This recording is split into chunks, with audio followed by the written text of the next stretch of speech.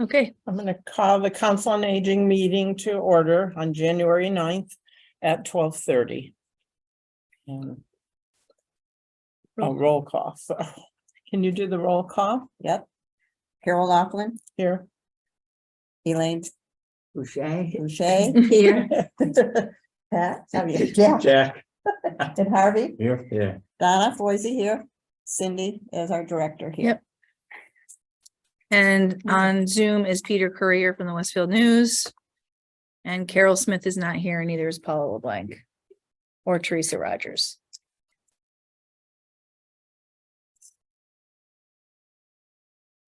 Mhm. Okay, so we're gonna move into the workshop. So what happened was the workshop, people canceled because someone had a death in the family, but I couldn't cancel this meeting because we had put so many flyers out. I wasn't sure how people would be notified. So we're gonna do a modified version of what Becky was gonna do today from the Pioneer Valley Planning Commission. I thought that would be, oh, hold on, Carol Smith is entering the meeting at 12:31. So she is here. Is she in? Hold on one second.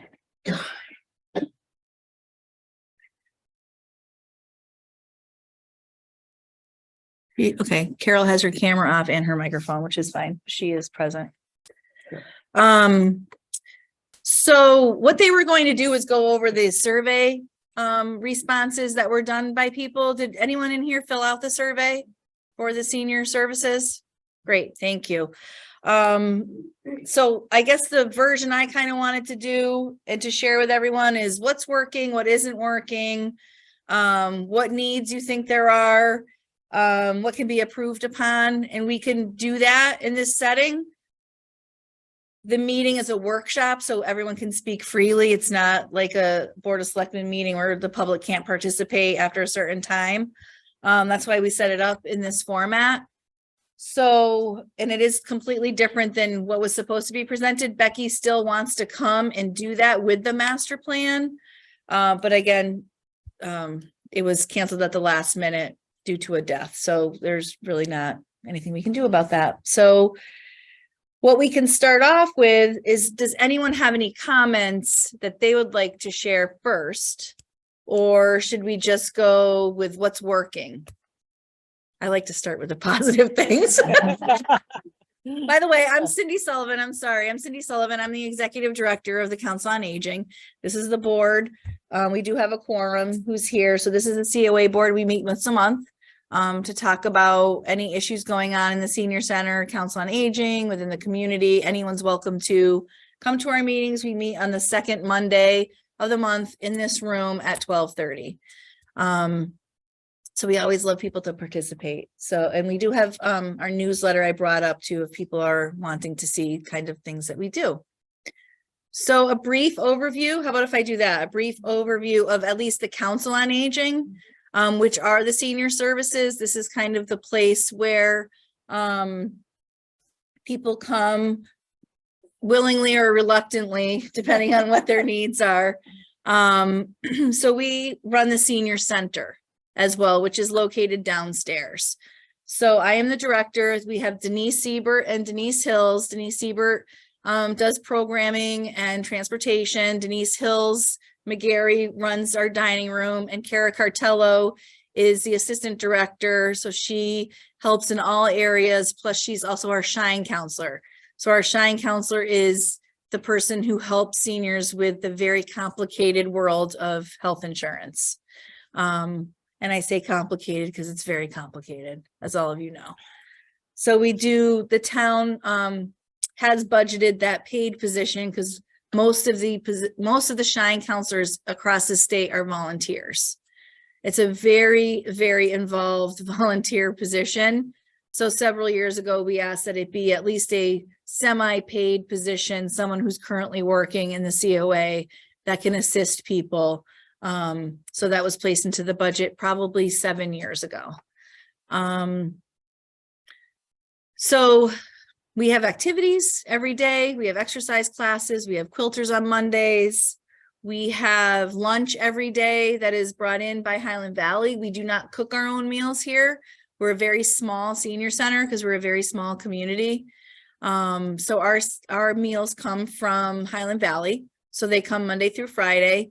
We ask for a $3 donation that goes right to Highland Valley. The Council on Aging or Southwick does not take any percentage of that money at all. You have to sign up a day in advance. The meals have definitely improved a little bit in the last 5 or 6 years. So it's not the meals that people used to get. They're definitely more nutritious and healthier and look better. They look better, right, Barbie? They've improved tremendously. Yeah, yes, that's important. Yeah. And we have a great group of people that come to the senior center on a regular basis. And we have our grab and go still, which we started during COVID. So we're one of the few senior centers that are still doing both. We're still serving in person every day. And we do grab and go every day. So people can just drive through, kind of like McDonald's. They come pick up their meal and go home and eat it.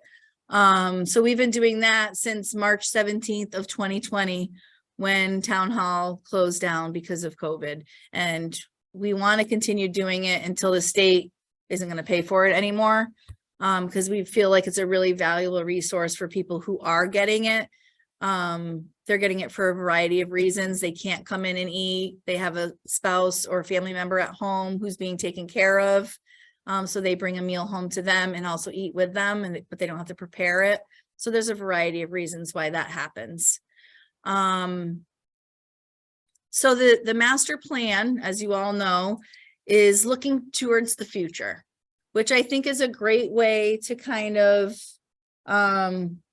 go into what's working, what do we need, what are the needs and wants for the senior population. I have lots of ideas about that myself. And most of you know I'm very vocal about those things. And this board also really is vocal and advocates for what is needed. But I think always putting it out to the community, there's things we don't think of, things we could do better at. And then looking 20 years ahead, I think is really important to do. And we will reschedule this meeting as it was designed, probably in February. That will kind of be up to the Pioneer Valley Planning Commission and the Master Plan Committee to do that. And we asked to have kind of a seat at the table so that you could hear, so that they could hear what seniors need. Because we're not represented on that board necessarily, but that's why they're trying to help us plan these meetings so that our voices can be heard in a more formal way.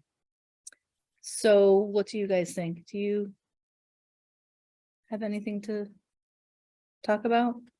I could talk all day about the senior center, but and the services that we do. We have transportation by FRTA and we have a volunteer van. So the only transportation right now that is in Southwick, which I know is an issue, That is. it is an issue, is through the senior center. It is for people who are 60 and over, and you need to be approved, which if you're 60 and older, you get approved. There's no income requirement.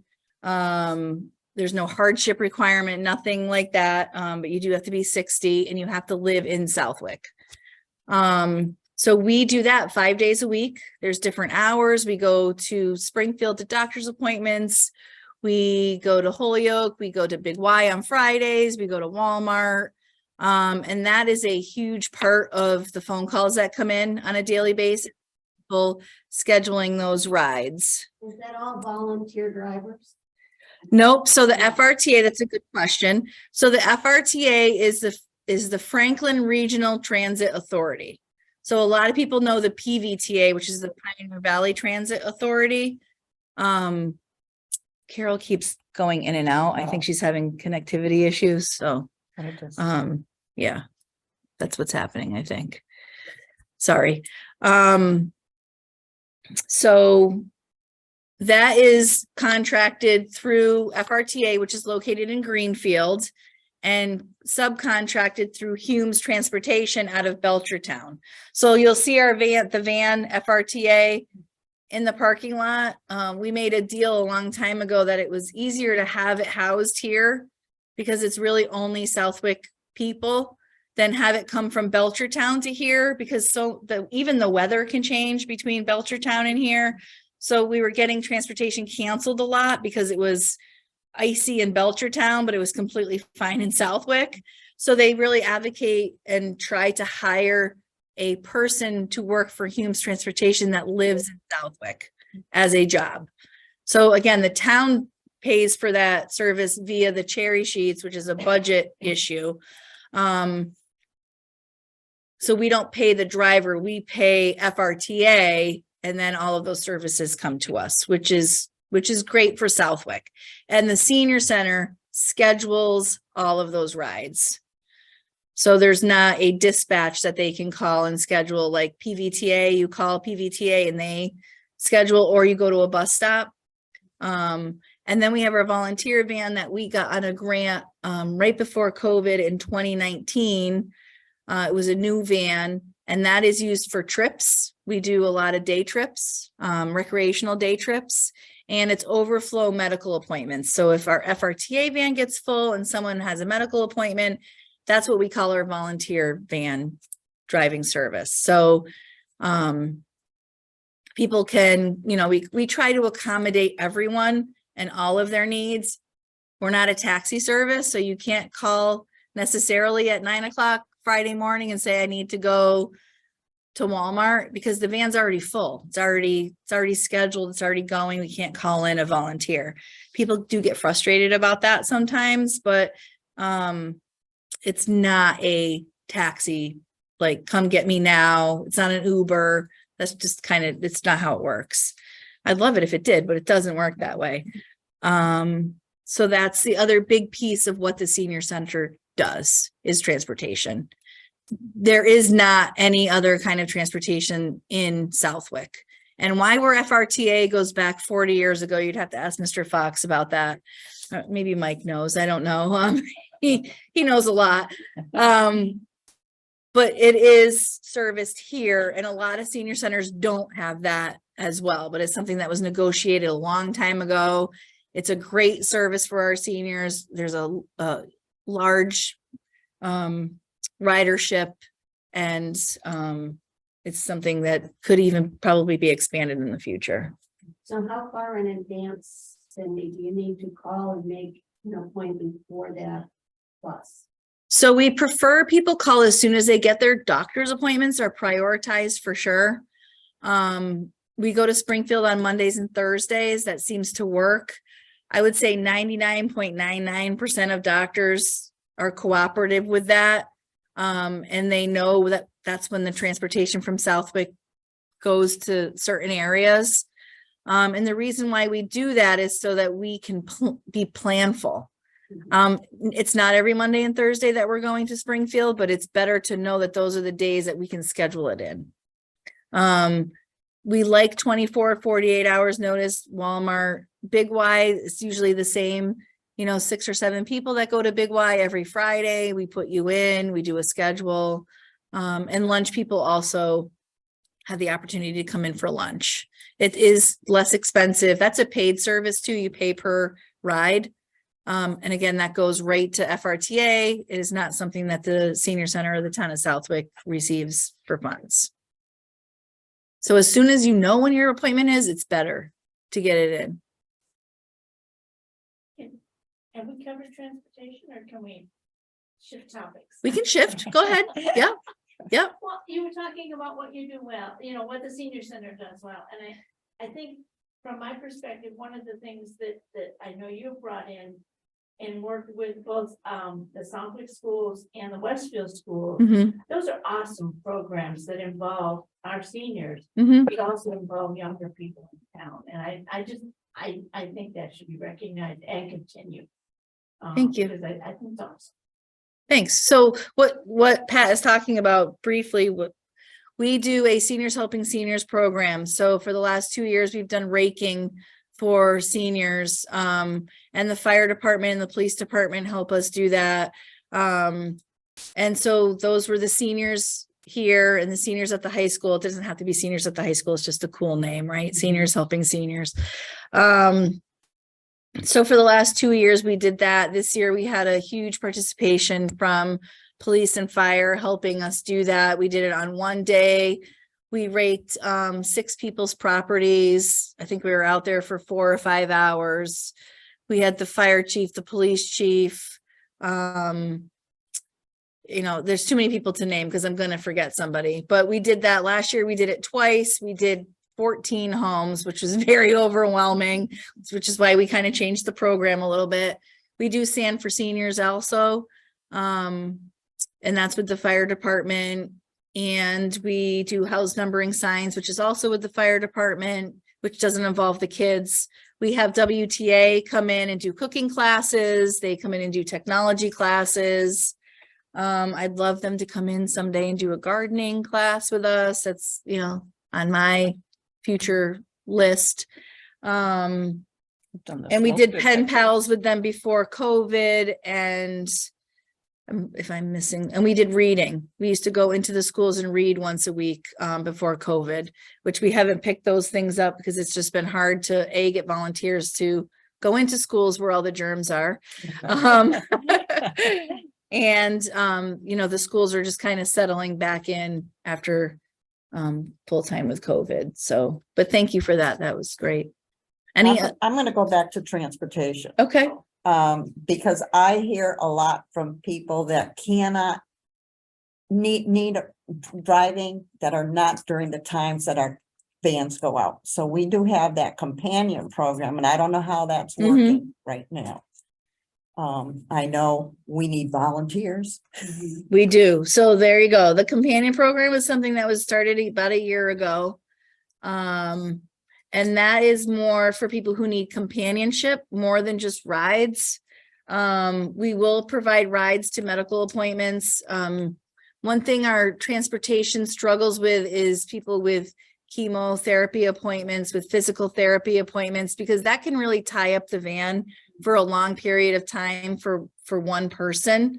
So we did start a companion program. We need more companions. We need more volunteers to participate in that program. And that's kind of a way to fill the need of what other people's needs are. Because definitely chemotherapy is happening. It seems like more and more where people just need a ride. They're in Springfield. People don't like to drive to Springfield, no matter what time of day it is. And you are allowed to bring a companion with you, like your spouse or daughter, son, whoever, on the FRTA van with you, if needed. But again, some appointments are after hours, or it's those kind of appointments that are very challenging to schedule. So is that a future transportation I would say that expansion? definitely needs expansion. Okay. And if people are struggling with that, they need to call us and let us know what those things are, because there are times where if they do have an appointment, we can ask FRTA to expand their time, and they will do that. 6 o'clock in the morning appointments are very challenging. That's challenging anywhere. It's getting a driver. Even if we expanded our services, it's being able to hire somebody who's willing to do that. So yes, we have tried to accommodate everybody, so we can. Yep. On that same thought, not transportation just alone, but there's a lot of seniors who live at home by themselves. They might not have family close by. It might be just a single person or a couple, and they need help. They need help in the winter with the shoveling and all. If financially they're not even able maybe to hire someone to come in, and they need help, and they need help in all different things besides transportation and all. And, you know, we're trying with a companion program and all, but we may not even know who some of those people are if they don't come here or don't. anything. We don't know. They're suffering and they're home alone, and what happens, your driveway needs to be shoveled and you're too old or you're ill and you can't get out there and you don't have any family and no one is helping. Mhm, So I think that's something we're really lacking. mhm. How do you find them? Well, that's it, yeah. Right. Exactly. Mhm. Unless somebody knows, like, oh, I see my neighbor never goes out and does their yard, or they must need help or something, if somebody tells you, but still, Mhm. we need to address that. They don't wanna. Exactly. Yeah, It's Exactly. like a neighborhood watch. We need neighborhood watch areas. I think that's a. Oh, really yeah. good idea. that's a good True. idea. Can write that down. Can you expand Maybe on even that? on Facebook, people Well, will start basically, a yeah. neighborhood Yeah, Facebook. Mm-hmm. Yep. The problem with social media, just to put it out there, is it can make people vulnerable in other ways. Yeah. So yes, I think social media is great. It's how we get the word out. But when you're putting it out there that you need help because you're alone, then that can put a target on your back as well. So it's a great idea, but we can talk to fire and police. Yep, Fire and police do wellness checks and. they do. They Yep. do If that. someone is brought to the hospital when they're discharged, is there a way that the social services at the hospital contacts us, the senior center, to say that they need these services? They can only do that if they have permission of the person. Right, yeah. So I do receive calls like that. But again, I think what Barb was saying is people are too proud to reach out to a senior center. So maybe that's what we need to do, change the name. I don't know what else to call it other than that. Other senior centers have tried and it just ends up going back to senior center. Because they don't need senior services. They're not that old, no matter how old they are. They can be 85 and still think that. Turn 67. Yeah. Right. Exactly. But a neighborhood watch, it's a great idea. It's something that we can talk about and definitely ask police and fire their thoughts on it and how we can make that better. Because you're right, we don't know them.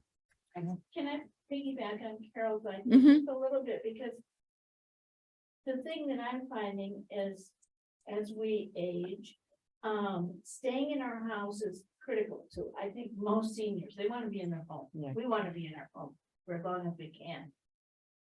But there are things in our house that we shouldn't be doing, like changing smoke alarm batteries, or like changing light bulbs, sealing light bulbs.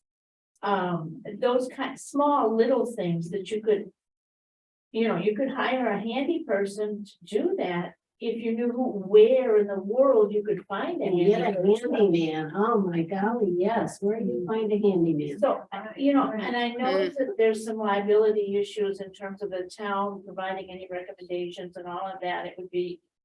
But it just seems like to provide some kind of options to say, oh, okay, you need somebody to do this.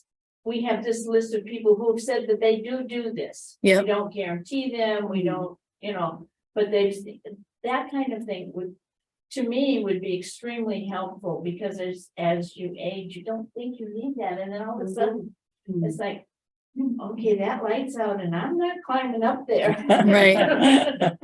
Yeah. I Yep. still do, but it's not good sometimes. No, I tell you all not to. Right. I know.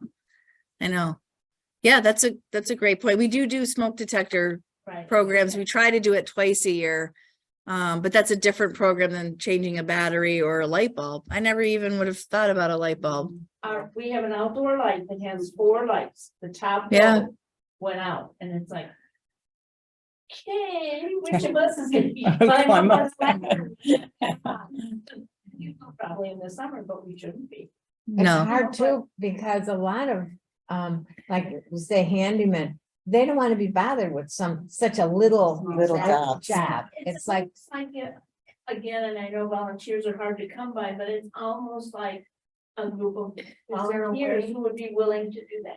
Is there a way that we could contact Westfield Vocational School? I know they're not Yep, saying now. That's okay. Yep. And like, have one of their seniors from the high school that are in carpentry and, building and all that, Mm-hmm. do a volunteer program or club or whatever you want to call it. And they can, come and do those little things. They're being trained to do it, so they know how to do it and they Yeah. get, credit for doing the volunteer work. Mm-hmm. And- Yeah, and even the high school kids could do it. I mean, I just got a call today from the basketball coach. He's got a basketball team, a boys' basketball team that they want to volunteer. They want to do something in the community in Southwick. So, I mean, that would be a great thing. Let's get a list of people who need things. Again, it's finding the people who need it. So it's social media, it's the newsletter, but not everyone reads the newsletter. Not everyone goes on social media. So it's reaching the people who need it. But maybe if the people who are looking for it are looking in those locations for things like that. Well, and it's not it's an ongoing need, but not an ongoing with the same person need, like. Right. My light bulb is burned out. Well, once the light bulb is replaced, I don't really Need- need that person. Everything's good. We hope. Yeah. For a while. For a while. Right, right. Until the next light bulb, until the hallway light goes out. Yeah.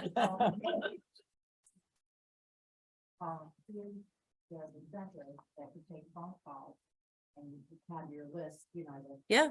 basketball coach. Well, Mrs. Smith on Line Road, you have to have that, this, and you send somebody over and have them get that. Yeah, that's a great idea. Yep. Yep. You're writing all this down, right? Yes. Detectives are a biggie, because they're up against the eye. But you can't be on a list for them to come and do it because that alarm's going off and it's driving you bananas. So the Right. phone is very good.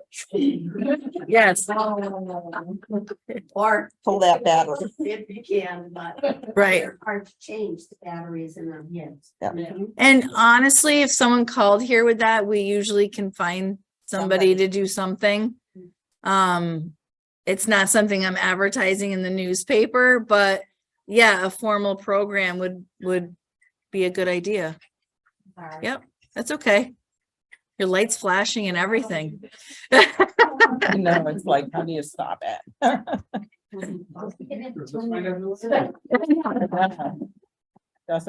Smoke detectors, if you had a list so that every, I don't know how often they should be changed. Well, at least twice a year. Twice a year. Recommendation. Yep, When you change the Put clock. on a Yeah. rotating list so that when it comes time, if people want to be on that list, somebody will show up and change the battery for them.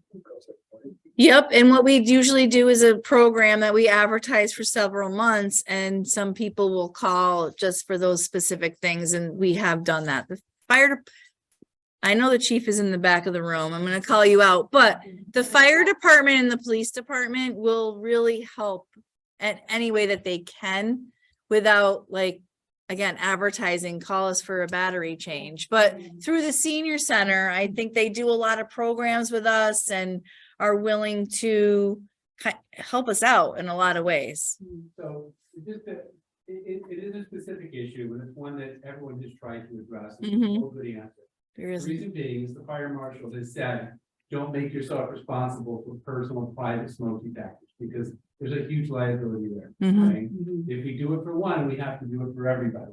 So funding certainly becomes a concern. I mean, well, if you did Mrs. Jones's smoke detectors, how come I can't get mine? Well, because you're 28 years old and make $60,000 a year, you should be able to find someone to take care of that for you. We just have to have a definitive guideline that says. this is Guideline, the right. Population that we would attend. So as we're talking, I'm making notes and I'm gonna be working with Lisa Anderson, who runs our SAFE program, which also is Safe for Seniors. And I think we could probably come up with a program that if there's a need, and it's not an immediate need, because prevention really is the solution here, that we'd be able to help you to some extent, okay? But like other programs, there have to be criteria of who qualifies and who doesn't. Mhm. And that's kind of where it gets uncomfortable. People call us at the fire station, and I just have to say, I'm sorry, we can't come out and do that for you. We do recommend to people who have served this, they will come out, they'll check all the detectors, and if you need new ones, they'll recommend what you should have. But again, it comes at an expense. So it is by definition, the Mass General law, the homeowner's responsibility. Mhm. Okay, And that's where it kind of gets a little tangled with the town adopting and having a program. So in the form of assistance, we can certainly provide that, but that prevention is the big thing. Mhm. So as Cindy alluded to, we have these programs. So if you want to be in the program that every year we come out and change your batteries, that's prevented, we could probably make that work. Okay, so keep that in mind as you formulate your ideas and what should happen and what we can do, because we certainly want to help out where we can. If it's going on in the middle of the night, call us, we'll come and take care of it, because the other part of it is you don't know why it's going on. Maybe it is a battery, maybe the device is at the end of its service life, or maybe you got a little bit of smoke that you can't see or smell. There could be a smoke detector that's causing it to trip, you know. They work in really phenomenal ways. Mhm. We don't know until we can investigate it though too. Never hesitate to call the fire department for any reason. That's the bottom line. If you Right. need us, call us. We'll sort through it afterwards, okay? And that comes to ambulance billing. If you're afraid to call the ambulance because you're afraid you can't pay, don't worry about it. We got a big slush fund. We'll take care of it, okay? We just- People need to call, right? They, you know, the balance or whatever, don't ever hesitate to call us. And I hate hearing, but it's 10 o'clock at night. Okay, you're paying for the firefighters to be here to respond to that call, to take care of it. You want to be able to take care of it. But prevention really is the key when it comes to smoking. Right. Thank you. Absolutely. So yeah, and then lists get into a whole other thing like spreadsheets and who's gonna manage that and all of that. But yes, I think that that's a good. I hear you. So we'll roll with that. Yep, we can. Do we do anything with the snow removal? We did 1 or 2 We do, years so ago. like, Kids came. yeah, I talked about the leaves, but we also have been doing the seniors helping seniors. So we have probably 14 seniors that are signed up right now receiving assistance with shoveling. But they don't do whole driveways because they're some of the driveways, especially in Southwick, are a half a mile long. I mean, it, you know, it, yeah, and yeah, so they do walkways, they do stairs, they'll do like a deck for the dog, or they'll do the mailbox. They'll do fire hydrants on properties of a senior they're assigned to. So we have probably, I want to say 25 kids right now at the high school who are assigned to seniors. Knock on wood, it hasn't snowed that much yet this year, but that program is in its 5th year. Yeah, it's 4th or 5th year. And they're the same kids that help us with the raking. And then they, you know, some of the kids have been there since they were sophomores. Thus, you know, the senior helping seniors is just a name. So they are very good, and they do the contact and everything. Like I assign them, and I work with the vice principal up at the high school, but the students and the seniors really have a great relationship, you know, in the winter time.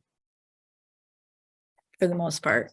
Question, do we Yep. have any kind of a system with police and fire? If they were to respond to a home of an elder person, that they were aware of medical situations, do we have any kind of identification form or anything like that here in Southwick?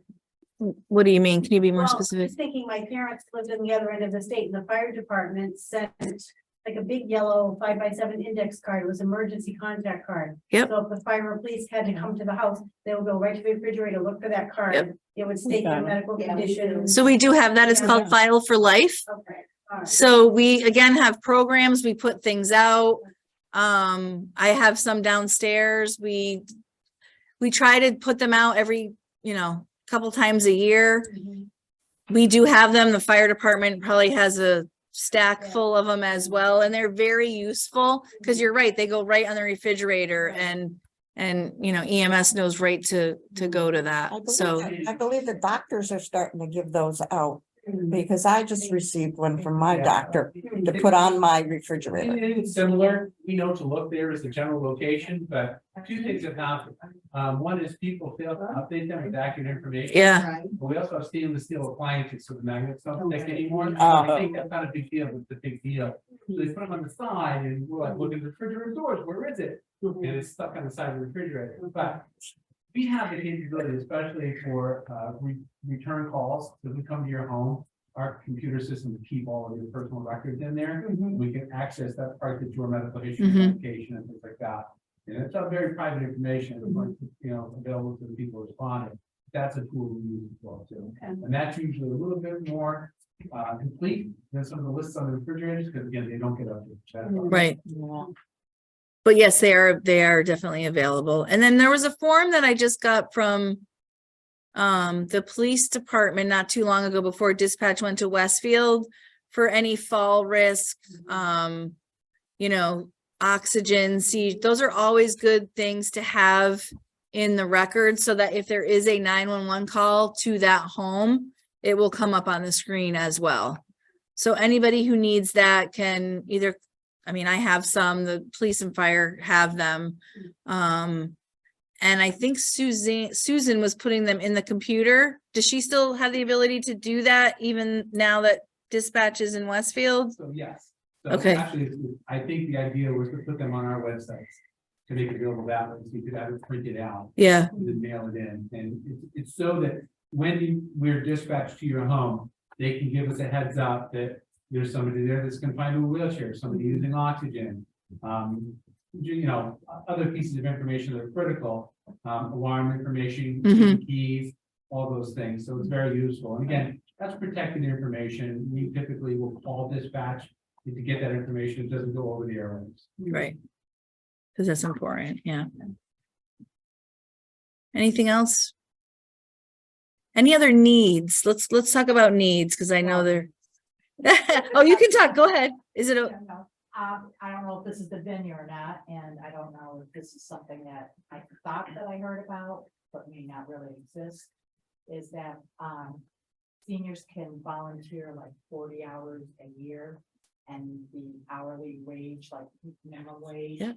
Could be collected and then taken off of their property tax. Yep, so that's the senior tax work-off program. We've had that for probably 6 or 7 years now. It starts on July 1st and goes until the end of March, but you need to start in July or at least in September when the schools open.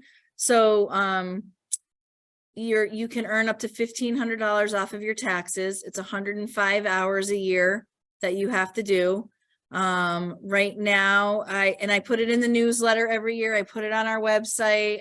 I try to let people know about it. You have to be 60 and older living in Southwick, and it is income driven. I've increased the income based on the population in Southwick pretty significantly. So it's not the same in Southwick as it is in Westfield or that it is in Southampton, and not every community has it. And if I get more than 10 people, I have to do a lottery. So I haven't ever had to do a lottery, and the town departments participate in that. So I have a volunteer at the COA. There's someone at the library, there's someone in the assessor's office, there's someone in the town clerk's office. 1,500 per household. Per household, So, correct. My husband and I are now retired, and if we wanted to split those 105 hours, could we split them between us? You cannot do that. It has to be one individual who does it. Yep. And what if we commit, but we want to go see our daughter, like, you know, Mhm. how, So they're very flexible with that. It's a great program. The department heads who participate are very helpful. There was someone in accounting this year too, actually. Yeah, so there's someone in accounting this year too. So it's very flexible. You can go on vacation. It can be 4 or 5 hours a week, but it's for a certain period of time. And obviously they still want you to be able to do the things that you need to do. If something happens where you get ill and can no longer do it, you still get credit for the hours that you did. And it's based on what the current minimum wage is. So last year in 2022, it was $14.25 an hour. Now that January 1st is here, it's $15 an hour. And I think it's going to stay at $15 an hour for a little while. I don't know the projection of minimum wage. So that'll probably even bring it down to about 100 hours in that time period. And we're very, very flexible with that. July to March. July 1st, I try to put it in the newsletter in May because there's paperwork you have to fill out. And we, again, I hate to keep bringing up COVID, but it's a reality of our existence right now. Before COVID, I had probably 4 or 5 people in the schools. And I've kind of had to shift that around a little bit, and I beg, borrow, and steal sometimes from the department heads, and they can be very cooperative. with finding work too for volunteers to do, someone who's not gonna maybe be there next time. So you don't want to create work if there's not going to be that person the next year to be there to do it. So, but a lot of people have projects that they have that are going on, filing, things like that, that need to be done. I have someone who helps in the kitchen. She helps Denise. She's a great volunteer. So we do have that program. Yep, you're welcome. Discussion about disposing of drugs. I'm sure everybody as we get older has drugs that they're given them and they're not using them anymore. And what's the best way? How do we get rid of? So, drugs that are used? police, right?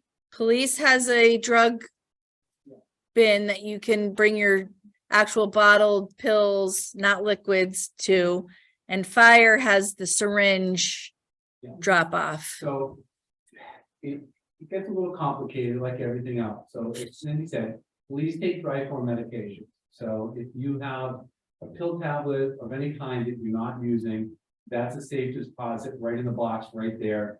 And then they dispose of it properly. All of it ends up being incinerated.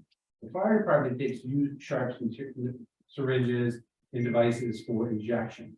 Okay, we're not allowed, nor is anybody allowed to take a liquid medication. You have to make it what they call unretrievable. This is gonna sound stupid. You go to Big Y, you get a nice big tangerine or an orange or grapefruit, and you take the syringe and inject it into the fruit. Okay, at that point, you can then throw the fruit away. Medication is deemed unretrievable. Okay, it goes through a different system. So the worst thing you can do is flush anything.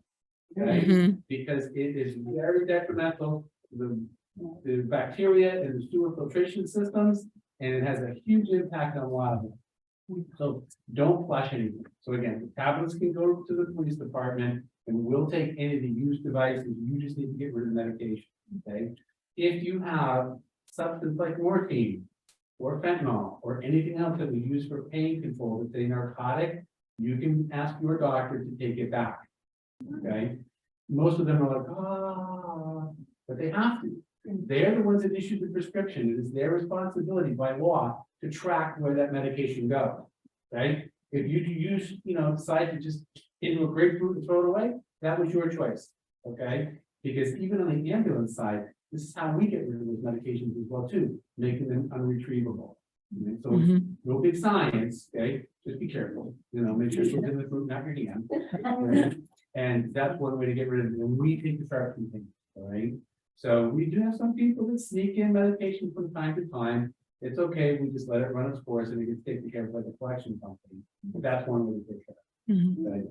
But again, most of it's tablets anyway, so the police department handles it. And we have had different programs here, like a drug take back day, and I think fire was here maybe a year and a half ago with the syringes outside, and we gave boxes out. So we do have that as well. Is that 24 hours now? Because the dispatch Exactly, isn't yeah. there, or? Typically, it should be during business hours. Okay. Station staff 24/7.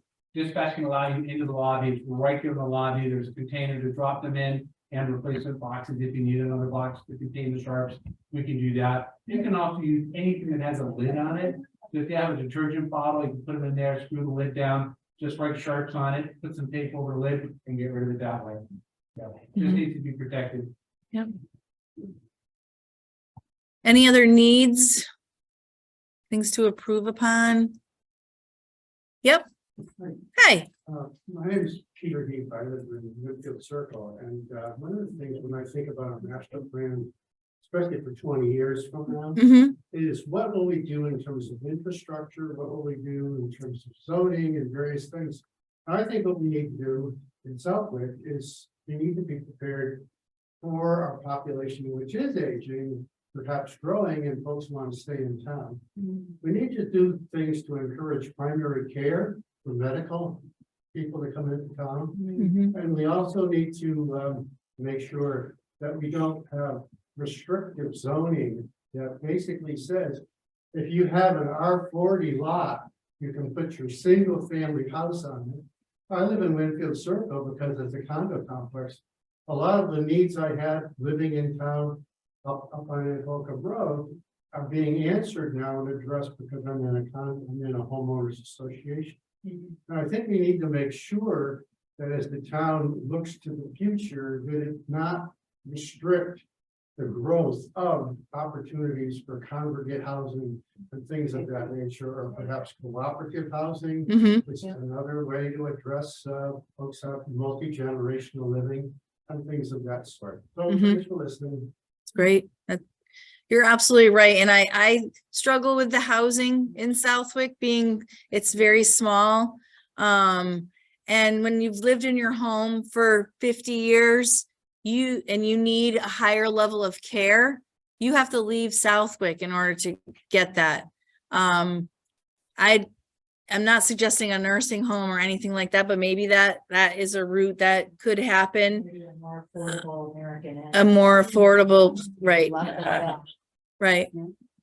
I agree with Yep. everything that you just said. Mhm. Thank you for bringing those up. And Yep. 20 years into the future, I think, well, I purchased my home 30 years ago and it's worth a lot more now. And as, you know, we get older and our income becomes less and less and our property is worth more, well, then our taxes are worth more and what we have to pay for Right. the work that we can no longer Mhm. do. And if we want to stay in line and stay in Southwick, affordable housing is so Huge. important, and not just senior housing.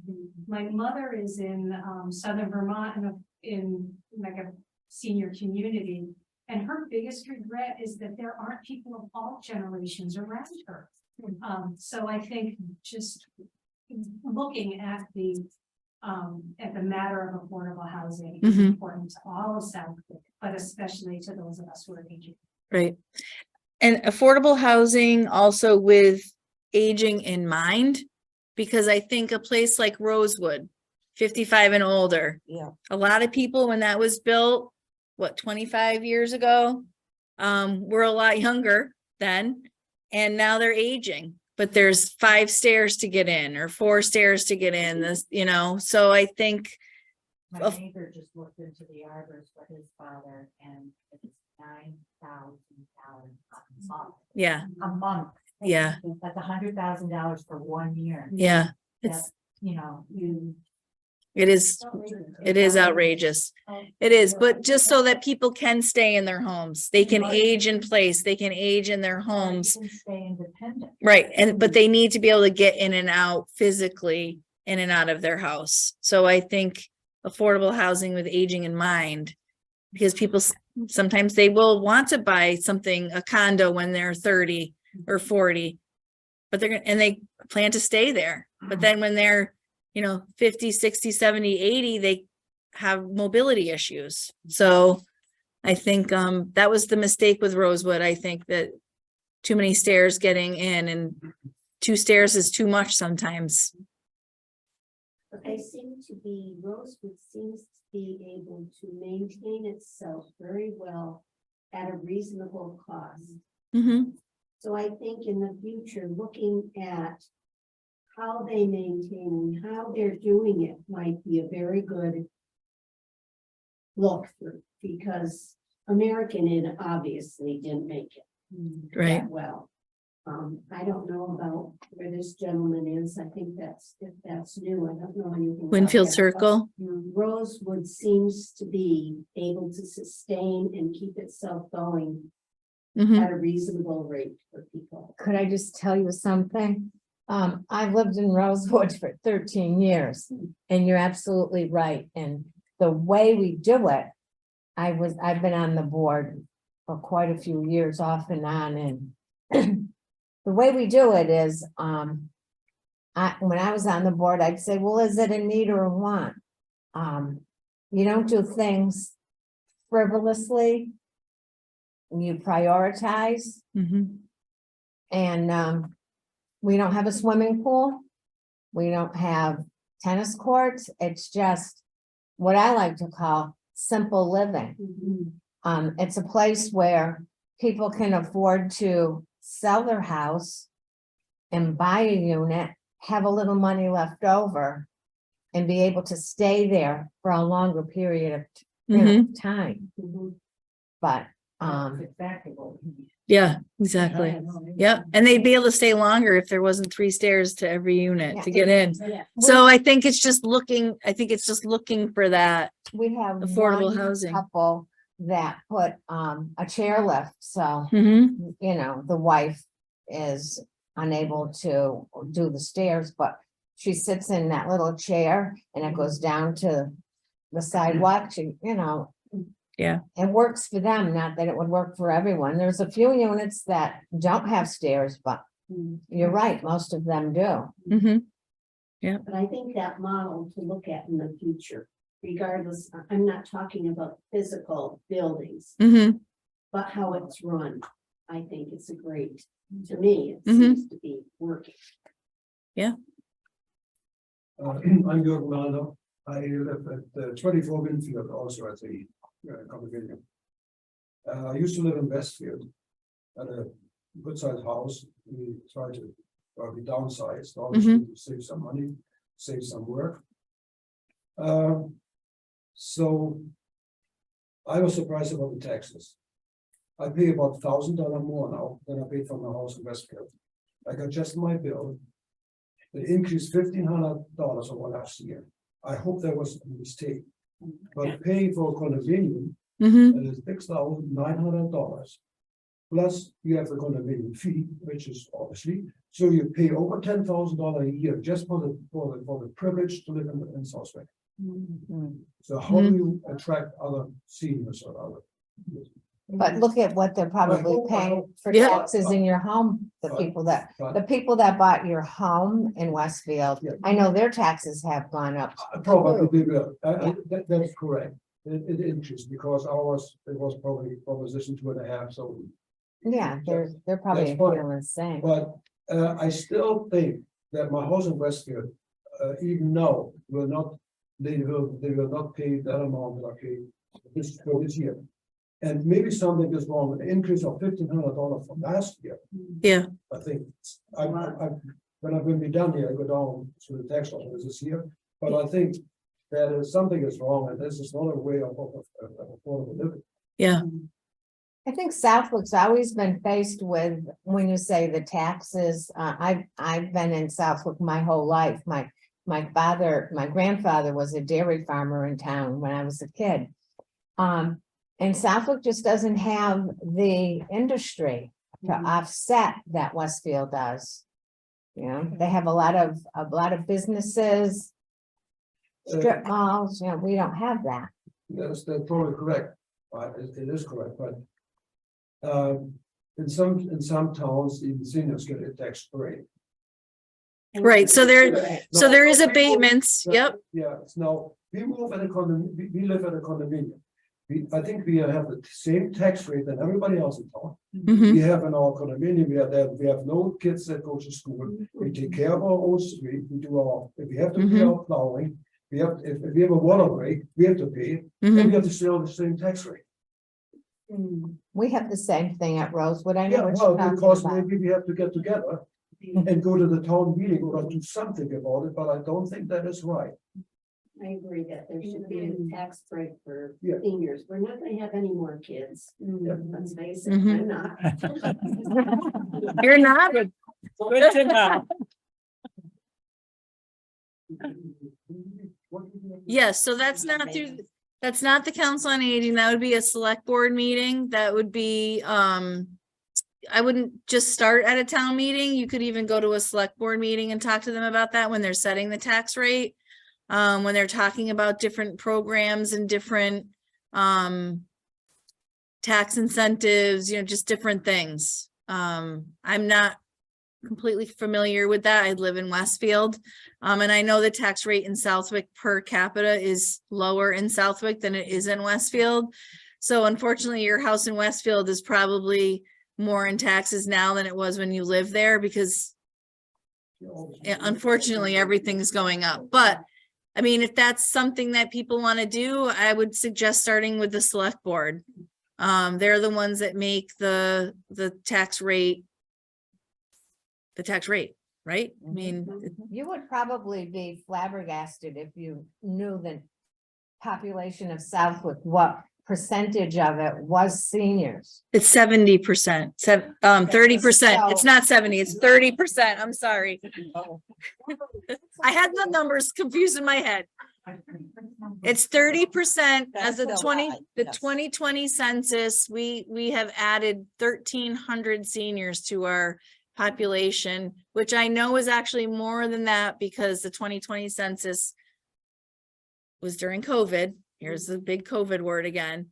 So I'm not sure, I have a feeling that the numbers are a little off. And I think that everyone agrees that the 2020 census was just getting people to fill it out during that beginning of COVID time was very challenging. But our population has gone up to about 30% of the population in Southwick is seniors. What was it in 2010? I think it was about 23%, 24%.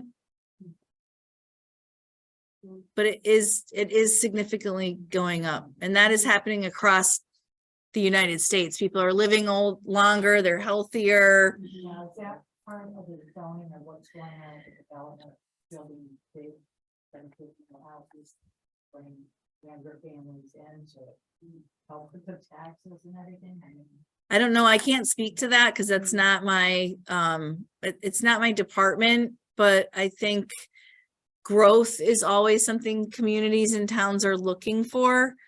And when you build houses, generally younger people move into newly built homes. spent millions of dollars on the high school. Mm-hmm. School. I had heard, I don't know if it's true, but the population of the amount of students that are in the high school and schools now is down. I think people are having less and less children now. Yeah, or they're in their school choice. Yes. To other schools. Cindy, can I bring this back for a second? Sure. Yep. I was just about to do that. We were talking about, well, sort of bringing us back, housing. And one of the things that we encounter, because we built 20 years ago, is you can't, I'm gonna say this and probably get in trouble. You can't legally put on an in-law apartment in Southwick in a new house. Well, if we want seniors to stay in their house and, like in our world, it would be ideal if an adult child could live with someone and the senior could go into in effect, a senior apartment in Mhm. their own house. Mm-hmm. But right now, that's not allowed. I know that's not council on aging. But that's okay. It's seniors. Yep. But Yep. to me, it's a planning issue. Absolutely. I couldn't even put in a regular sink in my sewing room. It had to be like a bathroom sink. Because it couldn't appear that I was putting a second kitchen in. It seems to be the kitchen is the problem. Huh. That to not have a second cooking area in a house legally. Interesting. I didn't know And that. Yeah. it's, I find that just, and I understand they don't wanna have in single family neighborhoods, you don't wanna have a house that can be split into a duplex all of a sudden, or have an apartment for rent, so but it seems like somewhere along the way, there could be something, that would allow this multi-generational Mhm. living to take place, because let's face it, younger people in Southwick cannot afford to buy new homes. No. Mhm. I mean, they're $500,000 up. Right. Yeah. Yep. I think That's a the good problem point. is probably not so much you living there with your children. If that house gets sold Right, and somebody, the natural thing is going to be, oh, I have this little thing. I I can can rent this out and make Yeah. a few bucks. oh, Right. that's the issue. Yeah. That is the issue. Yeah. It's the second kitchen, it's the second cooking area. But thinking to the future, it would be seniors staying, again, aging at home. Right. And being able to do that without paying $100,000 a year to go into an independent living Right. facility. That maybe it's a conversation Right. worth having and looking to the future and why you want to do it, not just, it's Yeah. the whys and whens and And how's it gonna work? Yes, we're. That's a we're, good you know, point, yeah. Looking at input into the master plan. That's a ma- Absolutely. To me, that's a master plan. Which is a zoning issue, which is what you were talking about. Yep. Yeah. Yep. I have lovely ladies taking notes for me, so, and it's recorded as well. So any other needs?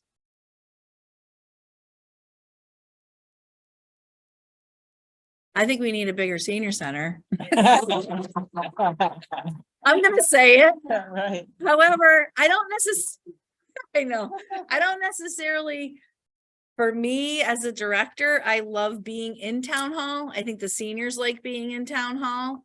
So, and you know, a large addition on the side, I have a plan in my head, but,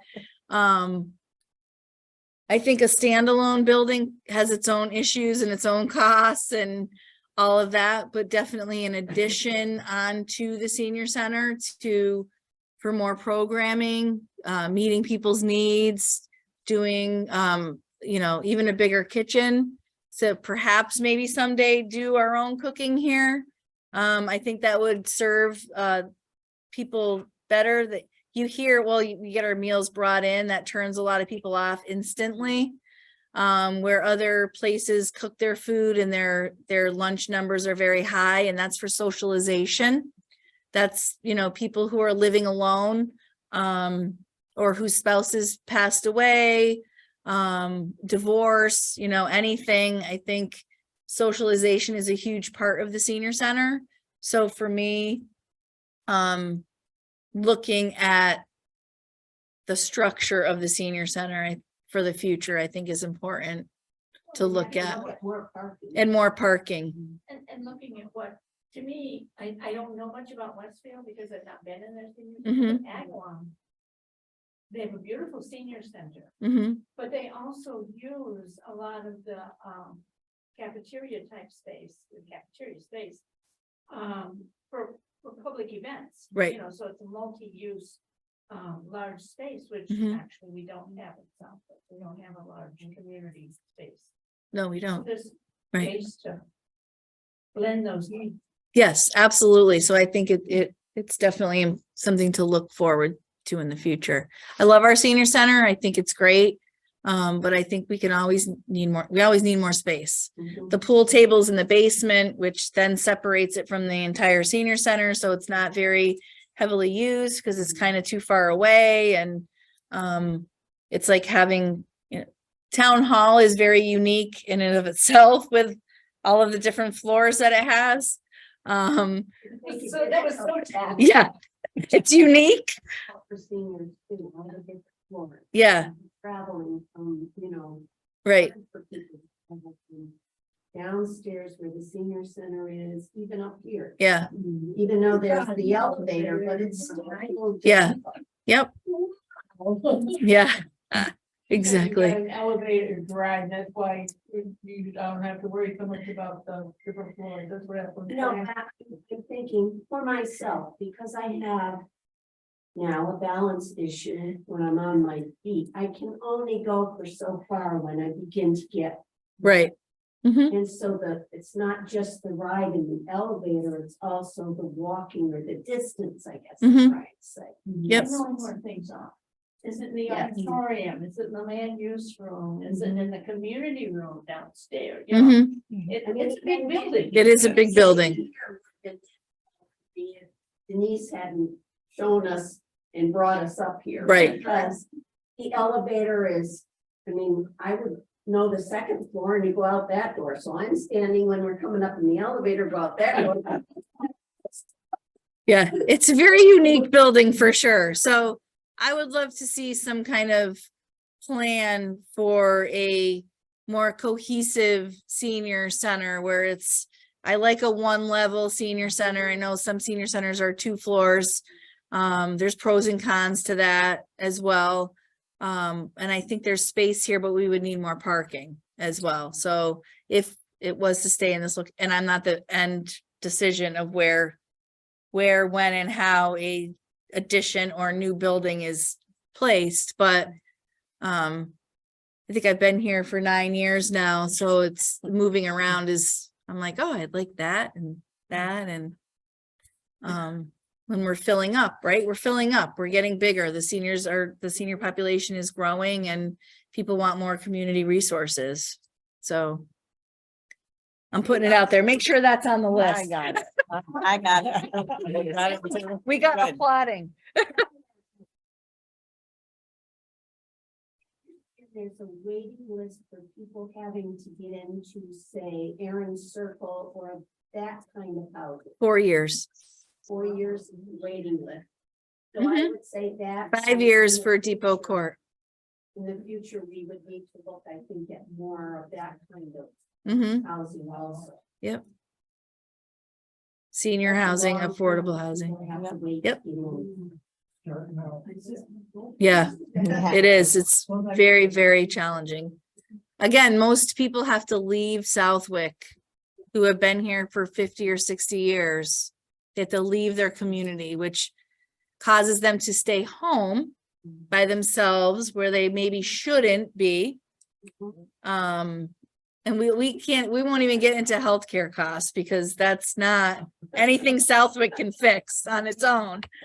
But just living at home can be expensive and some people shouldn't be at home alone, but yet they have to leave their community and they don't want to do that. I receive a lot of calls about that. Do people that live in Southwick that apply for the senior housing, do they have first priority over, say, someone from Westfield or Springfield? I don't know the process. I don't think so. I think it's a lot of it's income driven. Yeah, definitely. And yeah, need veterans, homeless, kind of what your needs are, but How frequently are those housings updated? they have to beat a code. I guess I would say that's the So once they're vacant, that's when they go into paint, carpeting. yeah, I don't know the answer to that, like what the regulations are. That's more of a inspector. One of the difficulties in Southwick, Depot Street is run by one entity. Aaron Circle by a totally different entity. Yes. One's Depot federal, Street one's state. is handled by Westfield Housing. Aaron Circle is federal, it's handled by Springfield. So it's not like you can walk in and say, well, these are the rules that apply. No, every project has different rules. Yeah. Different applications, different wait lists. Right, it's not one application and they'll find you senior housing, you're right, it's Why is that? Wayfinders is run, it's a HUD, it used to be HUD. And then Depot Court is federal as well. But they're not run by the same, I don't know why, that's a good question, they're totally different entities. You're not on the same list, you're on two different lists. When Depot Court was first opened, and I want to say it must be about 50 years ago, that was strictly senior housing. It's not Section 8 housing now, which is different. Diversified, Mhm. yeah. Section 8. It's for disabilities as well, so Mhm. where Aaron Circle is just senior housing. Yep. So I think we've done a great job at listing some things that we need to look at. And we talked about the things that are working, which is always nice to do that. Any wants other than just what we think we need? George, did you have some ideas? Yeah, I did. I think I talked to somebody about have transportation. Yep. To the bus.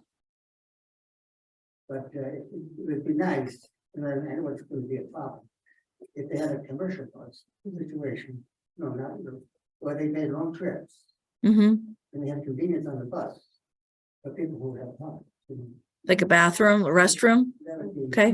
be Nice. I know we have to have a special driver for it, but on long trips, people would run into problems. Mm-hmm. Mm-hmm. And the other thing is good to the community is that they had some kind of theater. Building. A long time ago, when they closed Storytown, he closed the Storytown Theater at Storytown. They wanted to come to South. Mm-hmm. They took a lot of land, up on the post office there, they bought a lot of land. But they wouldn't let selectmen wouldn't come in because there's too much traffic.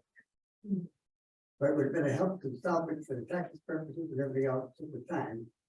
But it didn't take place. Things like that would be nice if the city to have a little entertainment like that. You mean like like to do shows and stuff? Is that what you mean? Like a facility to have shows? Or put on shows and have, like they had in Storytown and. Yep. We have. What movie actors, people from Hollywood or something like that come there and perform. Okay, And the people who did these nice shows, like they did at Storytown.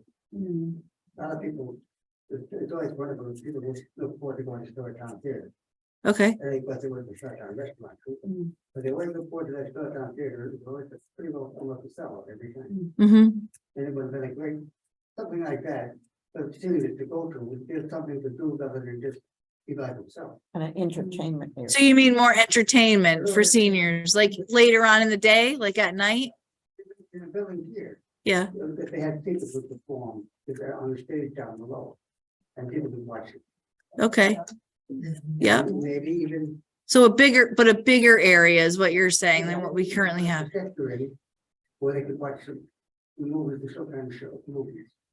Like, well, they have, I know they have it on the computer downstairs. Yeah, But they have it in that big room where people can go there and see different kinds of things. Yeah. So this is for the seniors to help them out, and then just be alone. so more entertainment, They're a lot more entertainment situation. a facility for more entertainment. So if we had a bigger senior center with a bigger room. right, with a stage, right? That's what you're saying. Is that, am I hearing you correctly? Okay, Larger community center. Yeah. Movies can be shown downstairs in the auditorium. That is available now. they can be, but you have to buy the motion picture. You have to buy the license, Yes. which can, it's not too bad. I did have it one time. But yeah, we'll look at that, George, to see what we can currently do too. And Kara can make popcorn. And Kara can make popcorn. There you go. Long time ago, when you see the theater started, it was in a restaurant. George is one of the original members of the first senior center. And it got too big. And they found out the school was for sale. So they went to a meeting and they had a couple of, about, thinking of seniors, like, or it's like everything else, get it straightened out, and they finally bought the building. Hmm. Well, they actually owned the whole building at the time. And then it was town moved in. They were over the fire station, that was moved, they moved in. And then they got moved downstairs. Well, this all of this to be senior center, the whole They building. really didn't want to do it there. They bought it, they purchased it. It was a school. They purchased the whole building. Everybody did it long before we had company. Instead of having to use the different floor things, they got pushed down to where they are now. Well, I like the main floor that we're on. It's level with the ground, but But they did own the building. right. So I'm hearing that it's a bigger facility that we can have bigger and more bigger entertainment, because we do have to limit the number of people right now, and funding is always, I'm getting better at finding Well, now funding that though. We are part of rec, Well, park and rec. I'm working on it. I just got approved for 3 grants. I just heard There we about. go. There we go. Facility, Yeah, younger kids too. yeah. We hear you, George. Yep. Yep. Thank you, George. Anybody else? I know this has gone long, but I appreciate you being flexible with kind of the agenda kind of changing a little bit. I'm not as entertaining as Becky probably would have had statistics and results from the survey, but I felt like still getting this stuff out is really important. If there's anything anyone thinks of or would like to add, we will be having more meetings. I think it's really important to continue this conversation. And just because it's written down doesn't mean it's going to happen. But hopefully, if we know what the needs are, we can make it better. Sandy, Winfield, we were late and I apologize. It's okay. So what happened to the people that were gonna do the master? There was a death in someone's family, so she had to postpone it. but I didn't want to cancel it because I wasn't sure who knew and what venue, because we had literally sent flyers out to so many people, like Yeah. people who came in for classes. I would have been sitting there for 45 minutes telling people it was canceled. So So will she reschedule? yes, she wants to reschedule probably for the beginning of February. Again, I just didn't want to cancel it because I felt like this could be a good conversation no matter what. So, Thanks. yep. So we will inform people. People want to leave their name and phone numbers. We could even call people and let them know. And maybe how you heard about it, because that's important for me in terms of getting the word out. How, I probably should have been Probably passing this mostly on along. Facebook, huh? It was Facebook, but I also handed out so many The flyer. flyers, right? Yeah, we live here, we found out about it, we got this. And I had it on channel 15. I don't know if the newspaper had it or not. But if people wouldn't mind doing that, then that would be more helpful. Just your name and even just a phone number. If you don't want to, that's okay. I know who most of you are. I know. I know I am. I know you're not. All right, so I think we're good to adjourn the meeting. If nobody has anything else to add. Again, thank you I for would just taking your. like to say that I think our senior center is terrific. Thank you, Barb. Places and so forth. I think you all do a terrific job and I think it's great. Yeah. Thank you. Thank you very much. We appreciate that. So we need a motion to adjourn. I need a motion to adjourn. I'll make that first motion. I second it. All in favor? Aye. We don't have to. No, we're good. Okay, Okay, meeting is adjourned. meeting is adjourned. 2:46. Bye, Carol. What time is it? It is 2:46. 1:45. One forty-five? We need someone to. take It this is out. 1:45.